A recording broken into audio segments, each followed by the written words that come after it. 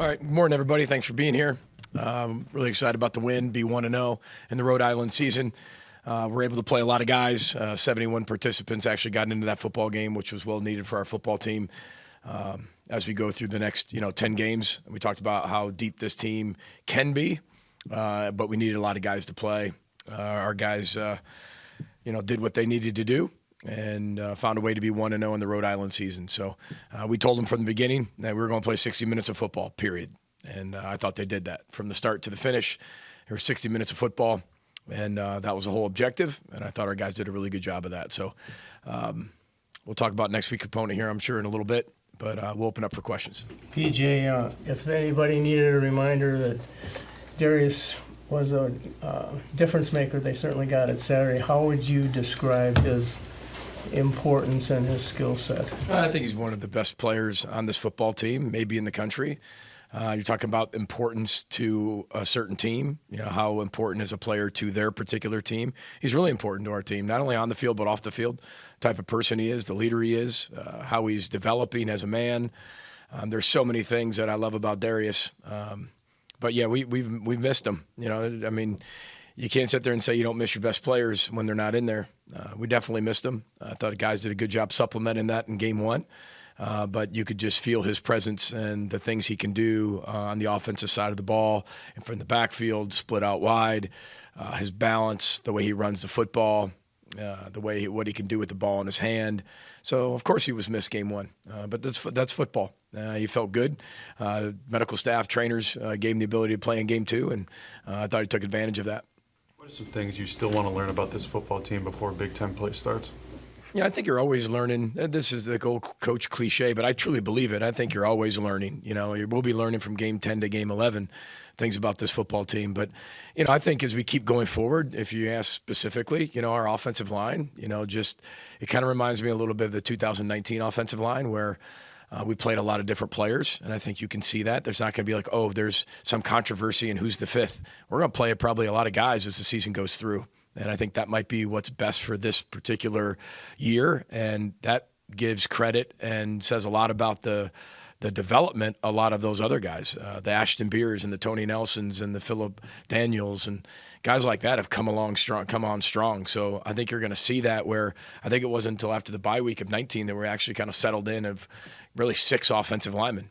And, I think that's what we're doing. That's a good thing. That we can be able to do that with so many guys. And I think that's one thing as we keep going forward, we're going to learn more about. What's the coaching point when it comes to the offensive line and the run game? I think you guys are averaging less than 3 yards a carry. What's the emphasis there? Well, I think they'll be doing everything they can to stop the run. Everything they possibly can to stop the run. There's a reason, we threw for 200, max at 271 yards. There's 9 guys in the box at a time, and there's 2 guys unblocked. You can block so many. I think also when you play an opener like you do against North Carolina, you were there. They have 8 guys that are all rotating in that are all 300 pounds and really good players. And I think those are 2 really good teams going at it. And I think this week they had to do it a little bit more with more bodies. And we were going to take what the defense gave us. And we can sit there and be stubborn and say, you know what you just said, whatever we're averaging, and we need that average to go up. Or we can do what it takes to win the football game, right? And so that's what I love about this football team is – you guys like to use the word balance, but whatever you have to do to win the football game, we're developing on becoming good at. And I think that's what's fun about coaching this football team. It's not just a one-dimensional, it has to work. We want both to work. We want to be as balanced as possible, but really good teams find ways to win in different ways. And I think when you look at game 1 versus game 2, they were pretty different. Max's ability to spread the ball around to different receivers, was that part of the plan, or is that something he's doing on his own that's developing? Well, I think that's going to have to be, Randy, the key for us to have success is the ability to spread it around. I think we had, I forgot how many people actually touched the football, 12? Was it 12? I think 12 people, 12 pass catchers. And when you throw the ball 30 times, Max threw it 30 times, right? And you had 12 people catch the ball. I think that just answers the question that we have to be able to be that way. And I told you afterwards, we were joking around with Daniel. I said, Daniel, did you have a touchdown today? And, he smiled. And what my point of that is we're going to need other people to be involved in this, from the running back position to the wideout position, tight ends. For this to work the best it can work, everybody has to be reliable. the best form of ability is reliability and availability. But reliability is critical to be trusted in certain moments, and everybody's going to have their opportunities to make those plays like they did this week, and they're going to have to be able to make them. And we're a better team if we can continue to distribute the ball like that, because it keeps defenses balanced. They're not able to take away one receiver and then it takes away your whole offense, or just take away the run game and now you have nothing to do. So, that you're not very good at. So we've got to be incredibly balanced, and this goes on to the defensive side when we talk about the versatility and the depth. We've got to be just versatile and depth and deep on the offensive side of the ball as well. PJ, you talked after the game about takeaways being the difference from UNC to Rhode Island. Is there something that Heatherman's emphasizing or drilling more to kind of see that burst in production? Same drills, same emphasis. I think our guys are really buying into it and what they can do. We could have had another one at North Carolina with the ball on the ground, just didn't get on it fast enough. Could have also had probably 3 more picks in this one. But again, you got to take advantage of those opportunities. And it's not about, our players know what they do really well. And you go in there and, I told you this all before, we celebrate the win on Sunday and we show them all the great plays that they had. And then we put our leather vests on. And depending on what it looks like, we got to put a lot of leather vests on. And there were a lot that we could have been able to have in the takeaway department that we didn't, that maybe we got away with this week, but you won't get away with later on. We have to be an advantageous defense. We have to be a swarming defense that plays with legal football violence in everything that we do. And I think that's been the message from day one with our players. And I think they've responded really well in 2 games with that. And I think anybody who's watched our defense in the past over 2 games, and again, like I said, there's North Carolina in game 1, and we were one of the only teams in our league that played a team like that. And then you look at game 2, I wanted to see it just about us in game 2. I want to see us, what we need to get better from game 1 to game 2. Those are hard games. Those are really hard games, especially when you're playing a good FCS team who's had a lot of success the last few years and really building that program up. You don't know how hard that is to be able to get people to come off the loss that we had and be able to get them refocused, and the type of team that takes and belief in each other as players and as a staff and collectively as a team to get that type of performance. And but I think as you watch our defense and you see us swarm and run to the ball, we're fast, we're versatile, we're deep, and they play really hard. It promises you nothing. You still got to be able to make the plays, you still got to go find ways to win games. It's still the process to be able to get to that result. But I like the way they're playing, like how they're playing. You know how much the how means to me, and that's all I can ask from our football team is how hard they play, offense, defense, special teams, and that's one thing that we take a lot of pride in. 2 things that you saw from Max about how he played versus like what he played from week 1 to week 2. How did you see him improve? I thought he was really poised. I think right from the jump he was poised. Again, he learned a lot from game 1 to game 2. He'll learn more now from game 2 to game 3. And I thought he was in complete command. I thought his leadership on the sideline was even way better. I thought his accuracy was where it needed to be. I thought he hung in the pocket really, really well and delivered the ball where it needed to go. His reads, decisive decision-making was better. Overall, just better. I think he just felt more comfortable in game 2. And it's not about comfort. I think quarterbacks, you're never just comfortable, right? Because you have to be razor sharp in everything that you do. And I think that's kind of what he did. A little surgical.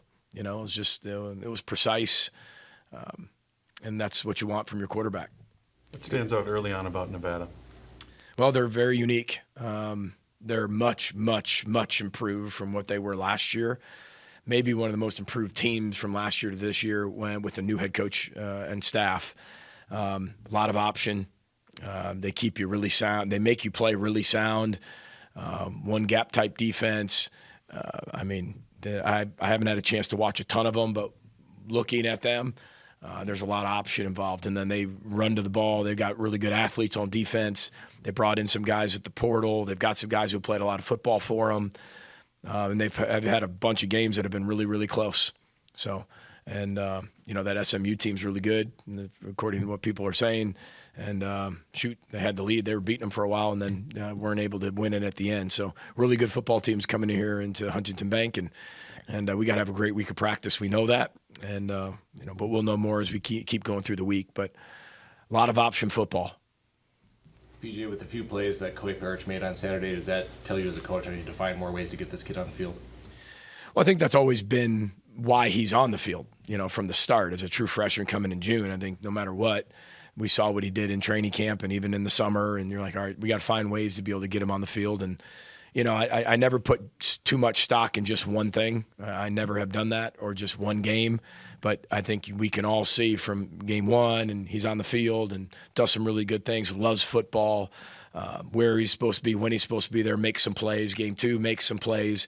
And, again, as you keep doing that, we'll continue to give you what one, you've earned, and then two, what helps the football team, and how much that's TBD, to be determined. But I love seeing him on that football field. He's a football player. I never forget that he is a true freshman.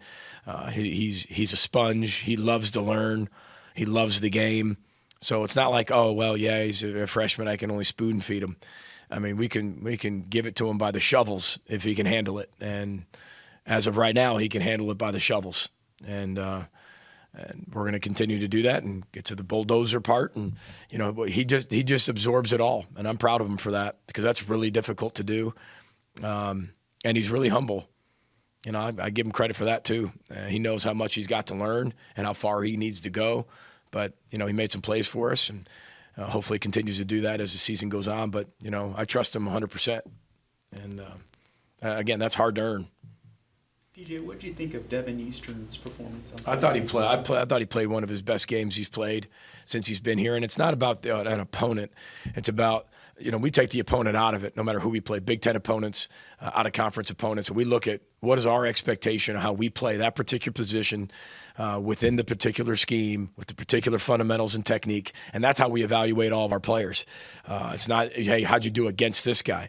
It's really a battle within yourself, because if you're really good at what you do, and you keep getting better at that, it doesn't matter who we put in front of you. I thought he played really hard, swarmed to the ball. I thought his technique was probably better than it's ever been. And I think that's one thing that's held Devon back just a tiny bit, he's always been ultra athletic and tough, but it's the technique that's got him at times. And I thought that he trusted his training and trusted his technique better than he probably has in the past. And hopefully he can take that next step and that next right step in his development, which I know that he can. What were the examples of the fertilizer that you talked about? You talked about it festering, and then you used fertilizer for how the North Carolina game in the run-up to Rhode Island. What were some examples of that? Well, I think that anytime you lose, right? Somebody asked me, one of you, like, what's harder, getting blown out or in a loss, or lose on a last-second field goal? I said they're all hard. I said they all feel pretty much the same. But it's what you do with that loss that I think is incredibly important for life and football. I've always believed that. We all have our own loss. Every day there's something that we lose or somebody that we lose. I happen to be coaching 117 young men that there's somebody in every single one of their families that's sick, that they lost almost on a daily basis. You're constantly dealing with loss. And then you play a game, which you might not win every single game. You're not going to do everything right. So the hardest thing to overcome is expectation of other people, and let alone the expectation of yourself. And the way that we put these expectations on these young people, it's so hard when they don't meet that. And then we tell them they don't meet that. You tell them they don't meet that. So I think it's all about how you process that. How do you process the loss? And what is the culture inside the walls to take that loss and turn it into positives? Because the loss can just deteriorate you if you let it. And we can all have an excuse and a reason why the loss is deteriorating every single one of us. In our personal lives, in the football life, in our work life, we can all have that. We can all have that. And that's actually human nature to feel that way. But for us, we do everything we did do to turn it into fertilizer, where it's there to help. It's dirt. It's not good. It's something that you got to go through your life that's probably really, really bad and hard to overcome, but you might not see it now. But if you handle that the right way and you keep working and you have a great positive attitude and a positive mindset, which sounds corny, but it's true. Our bodies are meant to, you can get through that with that. And I think that's why we talk about the fertilizer with our players. And when you're coming off a loss like that, that's only going to make us a better football team. And I feel like that had made us a better football team. And I'm not saying it just in one game and a score and a performance and the opponent we played. I'm not talking about that. I'm talking about how hard they played from after that loss and then had to wait 10 days to play again and how they came out and played. I think that shows the example of what that Fertilizer was when it wasn't mud, it was Fertilizer. And you get to pick which one that is. You want it to be Fertilizer, you want it to be mud. Because at the time when that happens, it all looks the same. And one's going to help something grow and one's going to just stay mud. So, I mean, I thought that's what our players did that week.